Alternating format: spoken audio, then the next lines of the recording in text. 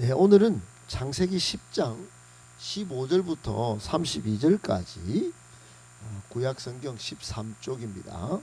창세기 10장 15절부터 32절까지 오늘 하나님께서 우리에게 주시는 말씀으로 받도록 하겠습니다.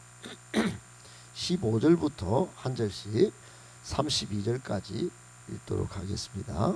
교독하겠습니다.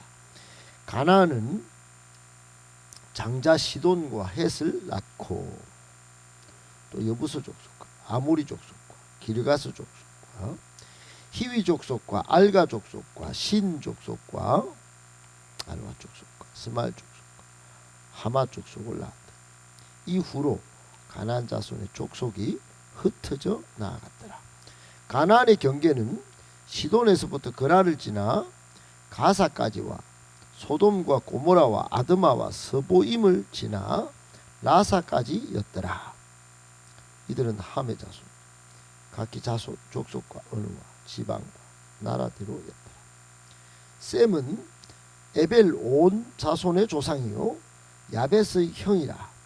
그에게도 자녀가 출생하였으니 아수르와 아르박삭, 룩과 아람.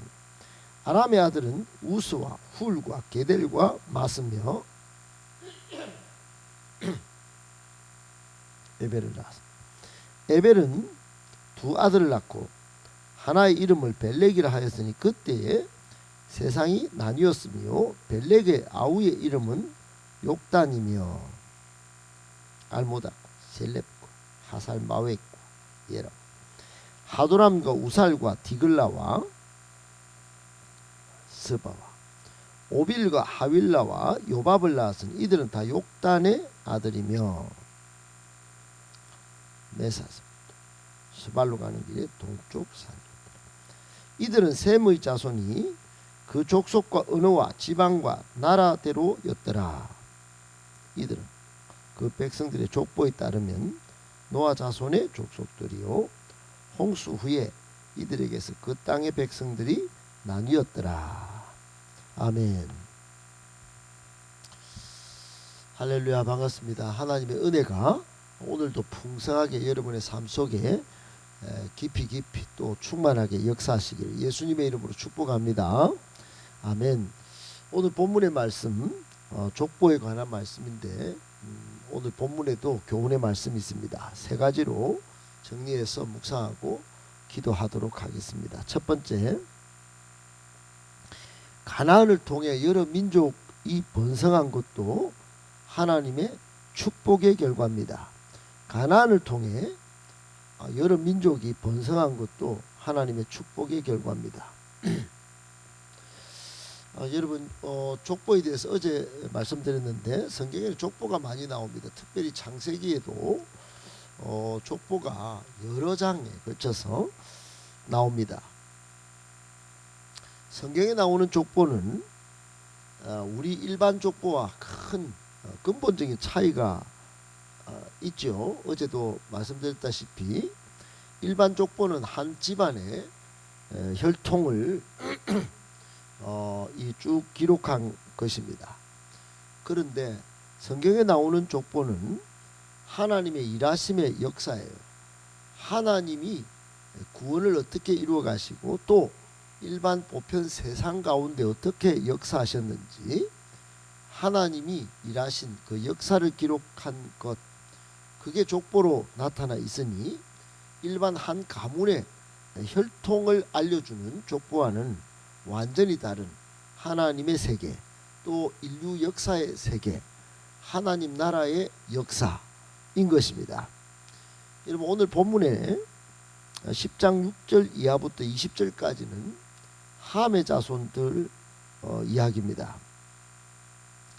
어제부터 이어지는 이 함의 자손의 족보, 함의 자손은 크게 네 아들이었는데 하나는 구스, 지금은 이 구스가 이디오피아의 조상으로 알려져 있습니다. 구스, 나일강 상류에 지금도 이디오피아가 나라가 버젓이 있습니다. 이 이디오피아는 기독교와 연관도 많은 그런 나라인데 신약 성경 사도행전에 빌립 집사와 도 연결되어 있는 지금도 기독교인이 있는 구스 이디오피아의 조상이 이 함의 아들에게서 나온 구스입니다. 또 미스라임이라고 나오는 아들도 있는데 이게 지금 10장 6절에 이 구스, 미스라임, 붓, 가나안 이 네 자녀가 나옵니다. 이 미스라임은 이집트의 조상입니다. 이집트. 여러분 세계 4대 문명이 한 문명을 차지하고 있는 나일강 문명, 즉 이집트가 미스라임으로 성경에는 기록되어 있습니다. 그 미스라임의 아버지가 함입니다. 함. 그리고 붓은 리비아라고, 이것도 아프리카 북쪽에 있는, 리비아는 북아프리카의 큰 나라입니다. 땅덩어리가 굉장히 넓어요. 리비아의 조상입니다. 한때 리비아의 대통령 이 엄청난 철권을 유지하다가 쫓겨난 최근의 역사도 있습니다. 이걸 붓입니다. 붓. 그 다음에 가나안입니다. 이 가나안, 여러분 가나안은 어떤 사람이냐? 장차 이스라엘이 하나님의 축복을 얻게 될 땅에 이미 정착한 원주민, 팔레스틴 지역, 지금의 뭐 요르단 또는 여러분이 다 아시는 팔레스타인, 지금 가자 지구에 이스라엘하고 전쟁 아직도 하고 있죠. 이쪽 지역에 가장 자긍심을 가지고 자부심을 가진 이 족속이 가나안입니다. 그러니까 여러분 문명으로 치면 대단한 사람들이 이 함의 아들들입니다. 성경에 보면 특별히 이 가나안은 팔레스틴 지역에 자리를 잡고 이쪽은 해수면보다도 낮은 저지대인데 앞으로 이스라엘과 가장 많은, 하나님의 백성과 가장 많은 접촉을 해야 할 족속이 가나안입니다. 가나안. 성경에 가나안은 엄청나게 등장합니다. 엄청나게. 그러니까 가나안이라고 하는 이름, 지명 엄청나게 등장합니다. 젖과 꿀이 흐르는 가나안 땅, 뭐 그 땅이 바로 가나안이에요. 그러니까 함의 자녀들이 차지하고 역사를 이루어갔던 땅이 가나안이고 족속이 가나안이에요. 그러니까 가나안을 모르면 성경을 모르는 것과 같은 거예요. 특별히 함의 자손 중에 2명이 10장에 크게 주목해서 길게 기록되는 것을 보게 됩니다. 이런 것들도 살필 수 있어야 됩니다. 특히 그 중에 한 명은 어제 나왔던 구스, 즉 이디오피아의 조상의 구스의 아들 니므롯입니다. 니므롯은 이스라엘 역사에 가장 영향력을 끼친 아수르와 바벨론의 창시자입니다. 그러니까 성경의 일반 역사에도 배우면 아시리아, 바벨로니아 이 제국은 고대 근동의 엄청난 제국입니다. 엄청난 제국. 역사에서 사라지지 않을 제국. 일반 역사에도 엄청나게 크게 다루는 제국. 그 제국을 이룬 사람이 누구냐? 니므롯이고, 니므롯의 조상 구스고, 구스 위에는 함입니다. 함. 그리고 또 한 사람이 함의 아들, 네 번째 아들 가나안이에요. 향후 이스라엘 백성이 정착해야 할 땅의 원주민이고 또 축출 대상이었던 그런 사람이 가나안입니다. 따라서 이스라엘로서는 가나안이 향후 축복의, 하나님의 축복의 땅인 것을 알아야 했고, 또 나중에 여기서 정착해야 할 곳의 원주민이었기 때문에 오늘 여기서 처음으로 가나안을 길게 기록하면서 이걸 미리 기초 정보로 이렇게 제공할 필요가 있었던 것입니다. 족보에다가. 그러니까 앞으로 하나님이 이스라엘 백성을 축복하면서 다루어야 할 대상이 바로 가나안이기 때문에 미리 기초 정보로 여기 넣어놓은 겁니다.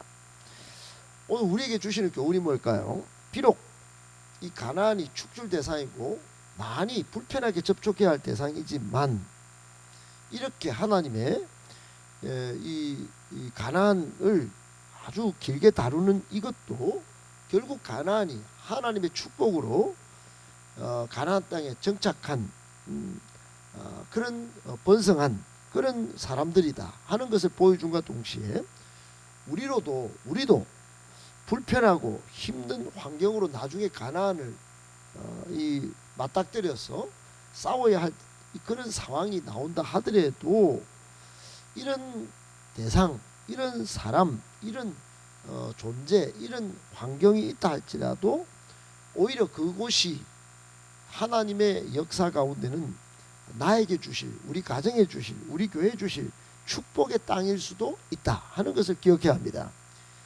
지금은 가나안이 이러지만 나중에는 이 이스라엘 백성이 여기에 머무르고 여기에서 이제 뿌리를 내리고 살아야 할 그런 이 땅이 가나안입니다. 그러므로 믿음으로 나중에는 가나안에 정착해야 할 그런 상황이죠. 거기서 하나님을 경험해야 합니다. 우리도 마찬가지예요. 내가 원하지 않는 대학, 내가 원하지 않는 직장, 내가 원하지 않는 관계, 좋은 관계만 그렇게 하려고 그러면 안 되는 거예요. 하나님이 이런 불편하고 힘든 환경으로 이끌어도 하나님이 하실 일이 있다 생각하고 믿음으로 그곳을 향하여 가고 또 믿음으로 소망 가운데 살아내야 하는 겁니다. 꼭 기억하시고 하나님을 바라보면서 믿음으로 살아가시는 저와 여러분들 다 되시기를 예수님의 이름으로 축복합니다. 아멘. 두 번째, 셈의 족보는 하나님 구원 역사의 족보입니다. 셈의 족보는 하나님 구원 역사의 족보입니다. 여러분, 족보 가운데 우리가 10장을 보면서 노아의 자손 3명이죠. 셈, 함, 야벳입니다. 함은 조금 전에 살폈고 이제 오늘 본문에 보면 21절부터 셈이 나옵니다. 셈. 여러분 셈의 이름은 이름이라는 뜻도 있고 명성이라는 뜻도 있습니다. 셈 이름 자체에서 하나님 구원 역사가 어떻게 이름을 떨칠 것인지 명성을 떨칠 것인지가 내포되어 있습니다. 셈, 이 이름은 이 자녀의 이름은 하나님 구원 역사의 그 놀라운 명성을 떨칠 이름으로 이미 작정되어 있었던 것이죠. 실제로 여러분 구약 하나님의 택한 백성 이스라엘의 조상이 바로 셈입니다. 셈. 그러니까 하나님이 특별히 구별한 구원한 이스라엘의 실제 조상이 셈이란 말입니다. 함도 아니고 야벳도 아니에요. 셈의 후손 가운데 이스라엘이 나왔고 거기서 예수님이 태어나십니다. 인류를 구원하시는 하나님의 역사의 계보의 중심에 이 셈이 있는 겁니다. 창세기 12장 이제 10장인데 12장 가면 아브라함이 등장하죠. 믿음의 조상입니다. 아브라함의 조상이 셈이에요. 오늘 여기 쭉 읽어보면 셈 밑에 아르박삿, 아르박삿 밑에 셀라, 셀라 밑에 에벨, 에벨 밑에 벨렉, 벨렉 밑에는 이제 내일부터 러우, 스룩, 나훌, 데라 나오고 아브라함이 나옵니다. 8번 쭉 내려가면 아브라함이 등장해요. 이처럼 성경은 이 셈을 보여주면서 1차적으로는 구약 이스라엘이 하나님의 구원 역사의 주인공임을 밝힘과 동시에 그 중심에 셈의 후예 가운데 예수님이 있다는 걸 보여줍니다. 여러분, 이 족보 하나에 우리의 믿음의 중심, 우리 구원의 주 대신 예수님이 원천적으로 있는 겁니다. 교훈이 뭘까요? 여러분 족보를 읽어도 족보 속에도 우리는 예수 그리스도 안에서 하나님의 자녀로 택한 백성으로 하나님이 일하시는 것을 보셔야 합니다. 영적 셈의 계열로 그 이름과 명성에 걸맞는 그런 삶을 여기서부터 시작됐다는 걸 기억하고 영광스럽게 살아야 합니다. 거룩하게 살아야 할 이유가 역사의 면면에 이미 내포되어 있는 겁니다. 여러분, 우리는 그저 태어난 존재가 아닙니다. 셈으로부터 예수 그리스도까지 그리고 예수 그리스도로부터 우리에게까지 하나님의 구원 역사와 일하심이 나타난 정말로 절묘한 심요막측한 대상이 바로 우리인 것입니다. 꼭 기억하고 하나님 구원 역사의 주인공처럼 거룩한 영광스러운 삶을 살아내시는 저와 여러분 되시기를 예수님의 이름으로 축복합니다.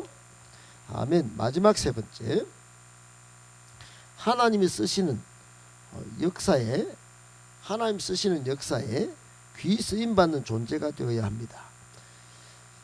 여러분 조금 전에도 살펴봤듯이 이제 믿음의 조상 아브라함이 셈의 족보 속에서 태어납니다.